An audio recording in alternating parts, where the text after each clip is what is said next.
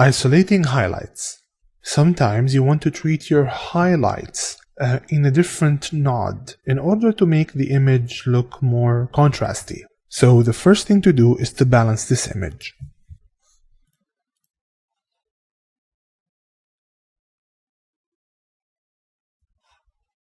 Now I'm going to add a new node. And in this node, I'm going to go to the qualifier. I'm going to choose Luma qualifier. And of course, I'm going to have to keep highlight checked.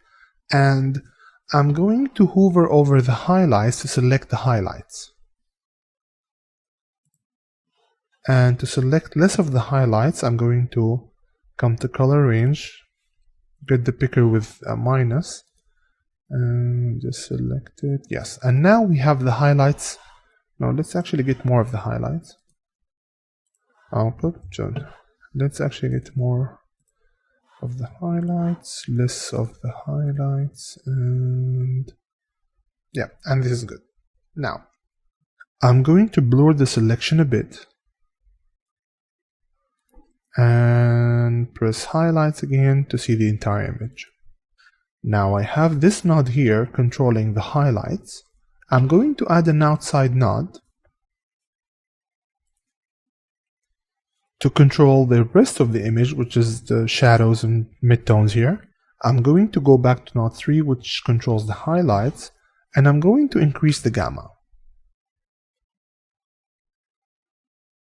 And increase the highlights.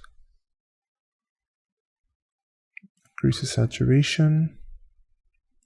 And I'm going to go to node number 4 again, that controls the rest of the image, and just bring the lift and gamma down. Reduce the saturation.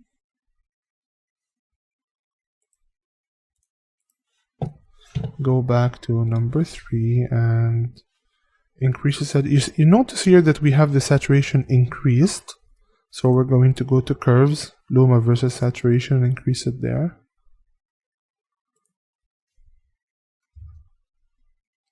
Okay, this is a very strange look, but it illustrates the ability of Resolve to actually make the highlights pop or control separately than the rest of the image. So now if I go to node 3 again and just play with the offset, I can actually make the entire highlights of the image orange. And I can go to the rest of the image and play with the offset, and the rest of the image will just become like blue in this case. Let's take a look at the original image and this one.